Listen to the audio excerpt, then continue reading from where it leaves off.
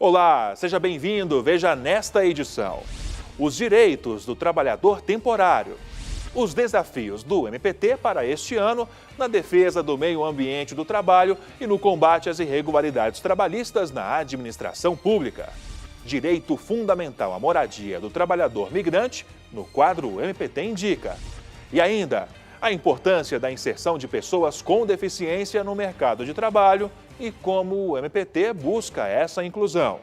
Espero você! O Trabalho Legal é o programa do Ministério Público do Trabalho em parceria com a Associação Nacional dos Procuradores do Trabalho. O Carnaval está aí e, com as festividades, aumenta o número de trabalhadores temporários. Mas o que é o trabalho temporário e quais os direitos desses trabalhadores? As respostas estão na reportagem de Fernanda Tavares. Depois das vendas de fim de ano, mais um feriado pode movimentar as vagas temporárias. É o Carnaval. Em Ceilândia, no Distrito Federal, a fabricação de fantasias para o desfile do bloco da região está a todo vapor. E as costureiras capricham. A Kessia é quem coordena os trabalhos. Mesmo contratada para 3 meses de trabalho, ela comemora por estar empregada em meio à crise. Realmente está muito difícil mesmo. E esses 3 meses está sendo muito bom para mim e bom para quem eu estou capacitando também, né? São as duas coisas que estão se ajudando, né? A gente recebe direitinho aqui. O trabalho temporário tem legislação própria, mas o empregado tem praticamente os mesmos benefícios de um empregado definitivo. Ou seja, o salário da categoria, jornada de até 8 horas, adicional noturno, descanso semanal remunerado, seguro acidente, FGTS, férias, 13º e as contribuições previdenciárias. Este advogado lembra que o trabalhador deve ficar atento às mudanças trazidas pela reforma trabalhista e a lei da terceirização, as duas em vigor há menos de 1 ano. Um exemplo é a mudança com relação à duração do contrato temporário, que agora pode ser de até 270 dias. A regra é de 180, mas pode ser prorrogado por mais 90 dias, desde que sejam mantidas as mesmas condições do contrato. Vai depender da necessidade que a empresa tem, se é uma necessidade transitória ou um aumento de serviço. O que não pode fazer é substituir o trabalhador permanente, o trabalhador efetivo, por um trabalhador temporário, até porque a natureza é distinta. Via de regra, você precisa substituir alguém ou você tem um aumento de demanda. As verbas rescisórias são quase as mesmas de um contrato de trabalho por tempo indeterminado. Devem ser pagos o saldo do salário, férias proporcionais e 13º proporcionais. Nestes casos, não são necessários o aviso prévio e nem a multa dos 40% sobre o FGTS. Ele tem que verificar se a remuneração está sendo a mesma daqueles trabalhadores permanentes. Então, o trabalho temporário exige que aquele que vai prestar o serviço para uma empresa, seja por uma questão transitória, seja para um aumento de demanda, ele tenha a mesma remuneração que os trabalhadores efetivos daquela empresa têm. Essa oportunidade está sendo maravilhosa para mim, porque além de poder demonstrar o que eu sei para as meninas, eu vejo que elas realmente precisam e gostam e acabam ajudando elas mesmas, sai daqui com uma profissão. O MPT em São Paulo e a Organização Internacional do Trabalho, com o apoio da empresária e chefe de cozinha Paola Carosella, do MasterChef, realizaram a ação de capacitação de 25 transexuais e travestis em curso básico de ajudante de cozinha na capital paulista. Mais informações sobre as capacitações você encontra em www.mpt.mp.br. Logo depois do intervalo, coordenadorias que lutam pela saúde e segurança do trabalho e que combatem violações trabalhistas na administração pública falam dos planos para este ano. Aguardo você aqui na TV Justiça.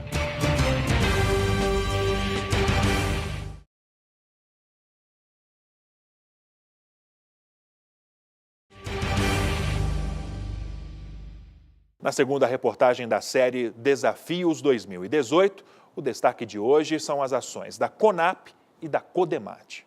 O ano de 2017 foi marcado principalmente pela tramitação e aprovação da chamada reforma trabalhista. Mas o Ministério Público do Trabalho atuou também em outras frentes, sempre buscando assegurar os direitos sociais do trabalhador brasileiro. Para isso, o MPT possui 8 coordenadorias nacionais para fiscalizar e agir em ramos específicos do direito do trabalho. São elas: CONAET, Cor de Infância, CODEMAT, CONAP, Cor de Igualdade, CONALES, CONAFRET e CONATPA.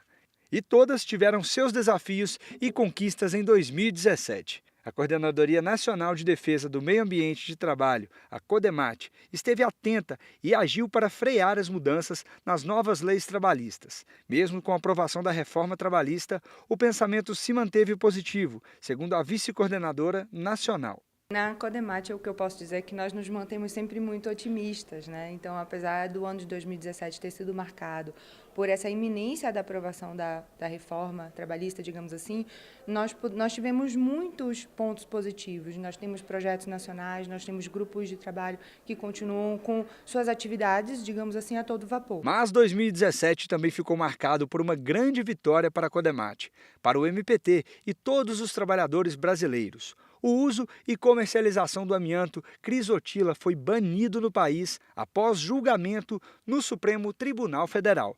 A substância gerou milhares de vítimas ao longo de décadas. O STF se pronunciou incidentalmente a respeito da inconstitucionalidade do artigo da lei federal que autorizava a exploração, a extração, a comercialização do amianto do tipo crisotila. Então, isso foi para a gente realmente um ponto muito positivo, porque isso tende a alterar uma série de atividades que são desenvolvidas no país. Nós temos na CODEMAT o projeto que é o banimento do amianto, então nós intensificamos ainda mais as atividades dentro desse projeto, em razão dessa decisão do STF, que vem alinhada também a decisões de outros países. A Coordenadoria Nacional de Combate às Irregularidades Trabalhistas na Administração Pública, a CONAP, também teve um balanço positivo do ano que passou. O projeto Saúde na Saúde é uma das principais ações da coordenadoria e foi aplicado em diversas regiões. Nós estamos fazendo exatamente forças-tarefas, elaborando um amplo diagnóstico sobre a realidade da saúde pública em vários estados da federação. Já fizemos isso em 2017. E vamos continuar em 2018, tendo como principal elemento de convicção para que a gente possa fazer essas ações exatamente as condições de meio ambiente de trabalho dentro dessas unidades hospitalares. É através de um diagnóstico preliminar que nós realizamos. A fiscalização a irregularidades em concursos públicos também foi destaque. São justamente empresas estatais, né, da estrutura do governo federal, que estão aí, estavam negociando conosco, a Caixa Econômica Federal principalmente. Eles têm vários processos judicializados pelo Ministério Público do Trabalho envolvendo questão da terceirização, né? Desde técnico bancário até engenheiro, até agrônomo, enfim, várias atividades que eles vinham terceirizando.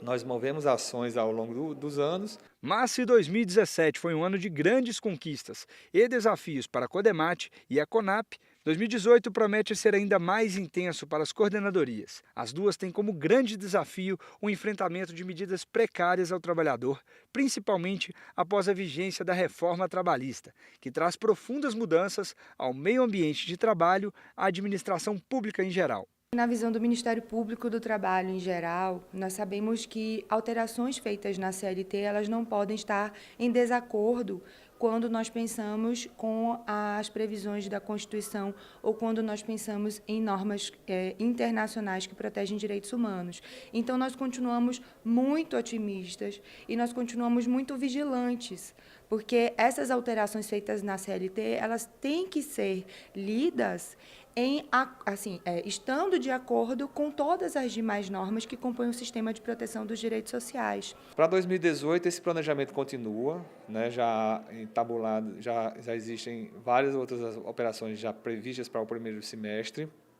Quero destacar também que dentro da ideia do Projeto Saúde na Saúde, nós conseguimos, o MPT, aprovar uma ação, a ação número 3 da ENCLA, a Estratégia Nacional de Combate à Corrupção e Lavagem de Dinheiro, justamente para fazer um amplo diagnóstico também e aprimorar as medidas administrativas e, quem sabe, até medidas legislativas, visando um melhor controle e fiscalização dos contratos de gestão na saúde pública. Os temas saúde e segurança estão presentes no dia a dia do trabalhador.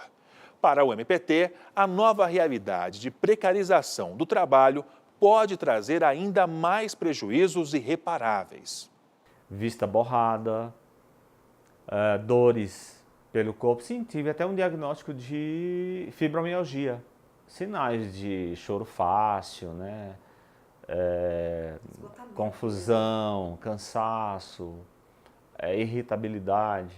O desabafo é de um professor que possui síndrome de burnout, distúrbio que causa esgotamento físico e mental. Bosco é uma das mais de 75 mil pessoas afastadas em 2016 por estresse e depressão.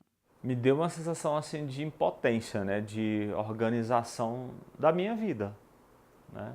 E agora, como é que eu vou ficar diante dessas evidências, né? Esta procuradora do trabalho alerta para a importância do bem-estar psíquico. O que, assim, normalmente as pessoas não se preocupam muito com sua saúde mental. Normalmente é muito mais fácil identificar algo físico que dói e aí existe o cuidado com aquela determinada parte física para que a pessoa pare, tome determinado remédio, tire uma licença, enfim. Isso não é um costume relacionado com a saúde mental. As pressões relacionadas com a maior quantidade de horas de trabalho dentro de um ambiente ou a ausência de intervalo, elas podem estar diretamente relacionadas com transtornos mentais, ou seja, com depressão, com algum tipo de ansiedade, um transtorno de ansiedade que gere naquela pessoa.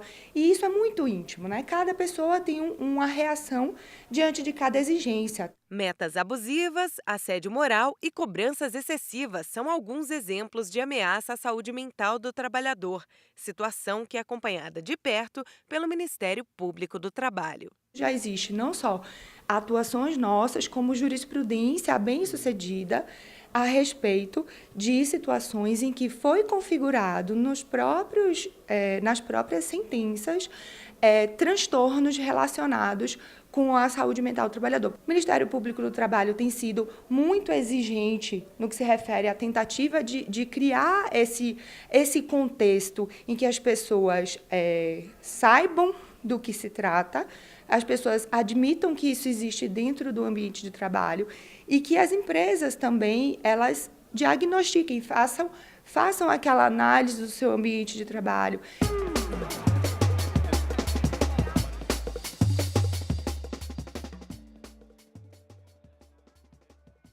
Mulheres grávidas e lactentes podem trabalhar em local insalubre? Na verdade, não deveriam, né? Um local insalubre não deveria ser permitido a ninguém trabalhar. Homens, mulheres grávidas, lactantes. Porém, a legislação permite, a legislação nova, a legislação atual, permite que as mulheres grávidas e também as lactantes trabalhem em local insalubre, desde que autorizadas pelo médico. E, na forma da lei, seria uma atitude da própria trabalhadora. E a permissão seria para trabalhar em locais de insalubridade de grau mínimo ou de grau médio.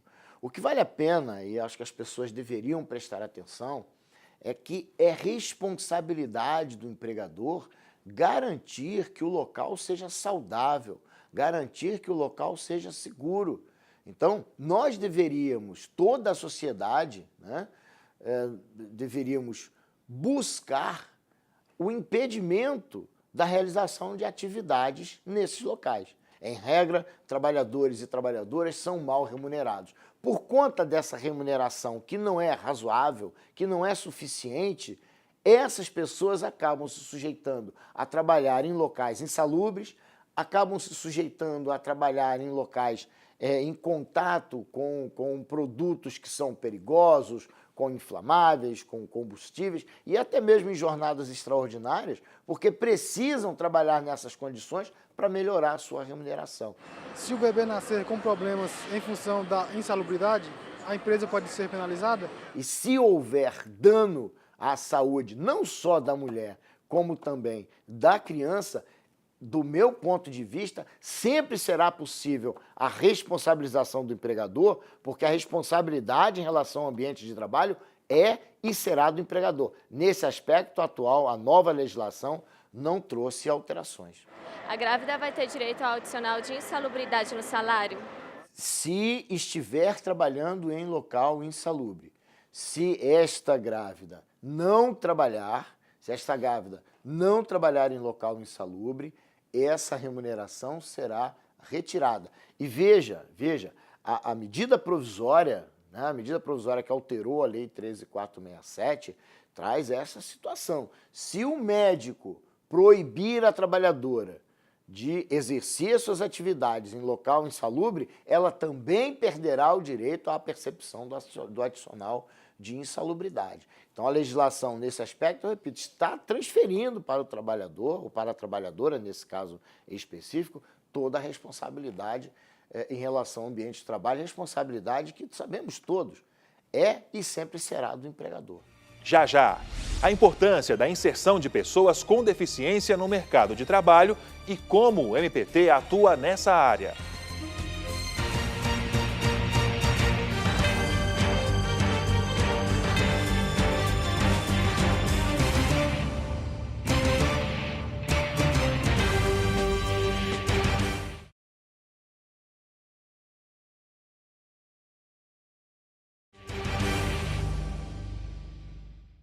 Pessoas com deficiência, também chamadas de PCDs, estão cada vez mais ativas no mercado. Além da lei de cotas, iniciativas como as do MPT ajudam na inserção dessas pessoas no ambiente de trabalho. 403 mil. Esse é o número de pessoas com deficiência ou PCDs que trabalham formalmente em todo o país. Marinalva é uma delas. Deficiente visual desde que nasceu e dependente de um cão-guia, a telefonista atua em uma corretora de seguros há 10 anos. Trabalho desenvolvido com muito amor. Tenho deficiência desde que nasci, devido a um erro médico. Eu passei da hora de nascer, então minha mãe teve parto forçado. Desde então, eu vivo minha vida normal, trabalho normalmente, gosto do que eu faço, gosto do meu trabalho e assim, sempre estou procurando também fazer coisas novas, aprender coisas novas também, que isso é muito importante. Eu faço um trabalho, sou telefonista e atualmente eu quero chegar a trabalhar na área de recursos humanos. Então, estou me capacitando para isso também. A lei de cotas ajudou Marinalva a encontrar uma oportunidade no mercado de trabalho, já que a legislação determina que empresas contratem PCDs. Funciona assim. Empregadores que possuem de 100 a 200 funcionários devem reservar obrigatoriamente 2% das vagas para pessoas com deficiência. 201 a 500 funcionários, 3%. Já de 501 a 1.000 trabalhadores, 4%. De 1.001 em diante, 5%.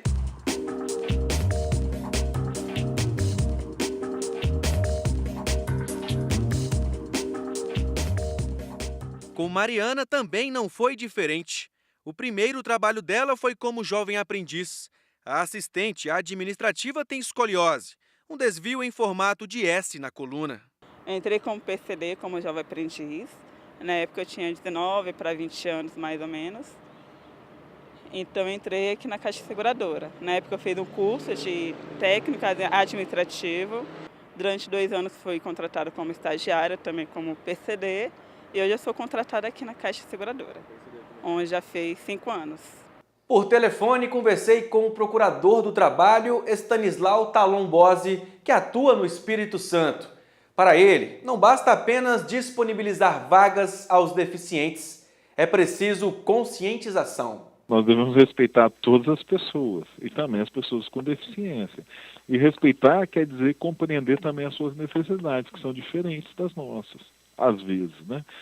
Às vezes tem alguma necessidade diferente da nossa e às vezes tem algumas habilidades muito melhores do que a nossa. Então tudo isso tem que ser aproveitado. Adaptação para a integração, seja no setor da vaga ou no comportamento dos colegas de serviço, também é importante. Todo o ambiente ele tem que ser adaptado, né? E não digo o ambiente físico apenas, mas o ambiente comportamental também. as atitudes têm que se mudar. Nós precisamos entender que as pessoas com deficiência, às vezes, têm algumas necessidades que nós não temos. E aí nós precisamos parar para ouvi-las e compreender quais são essas necessidades. Então, às vezes, a forma de como nós nos dirigimos a ela é incorreta, não permite a compreensão. Então, mudando, às vezes, um gesto, uma posição, é possível, então, uma integração completa dessa pessoa no ambiente, não só da empresa, como de toda a sociedade. Marinalva concorda. O principal é a consciência dos colegas, né? Estarem atentos, não que vá tratar uma pessoa como coitadinho, mas com respeito, vendo que o seu colega precisa, ver as suas limitações, que todos nós temos limitações. Eu, graças a Deus, desde que eu entrei na empresa, tem 10 anos que eu estou na empresa, eu sempre fui muito bem respeitada. Criado pelo MPT, o site do PCD Legal funciona como uma biblioteca virtual, com conteúdo acessível para que as pessoas com deficiência possam conhecer a legislação trabalhista. O PCD Legal é uma biblioteca virtual acessível, em que se disponibilizam alguns textos jurídicos e algumas obras concernentes aos direitos das pessoas com deficiência.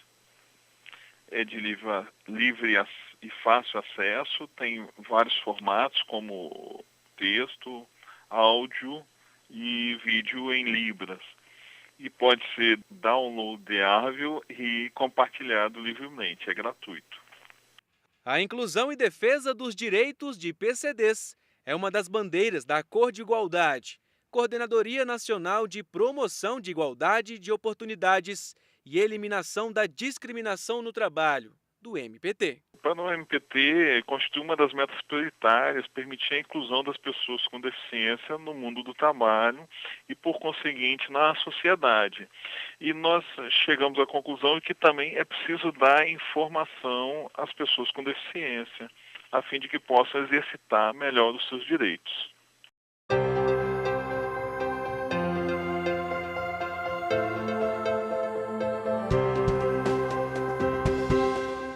A obra Direitos Humanos, escrita em 2016 pelo Procurador do Trabalho e doutor em Direito do Trabalho Silvio Beltramelli, abrange desde a teoria geral sobre o tema até uma abordagem mais aprofundada e já contempla uma nova interpretação das leis do trabalho, apontando possíveis violações desse campo. Na verdade, ele é um livro geral que tenta apresentar de uma maneira fácil, introdutória, toda a teoria que envolve os direitos humanos, a teoria geral da afirmação histórica dos direitos humanos, a teoria dos direitos fundamentais, ou seja, os direitos humanos previstos na Constituição Federal, e também o direito internacional dos direitos humanos, que são os direitos humanos previstos nos sistemas internacionais de proteção.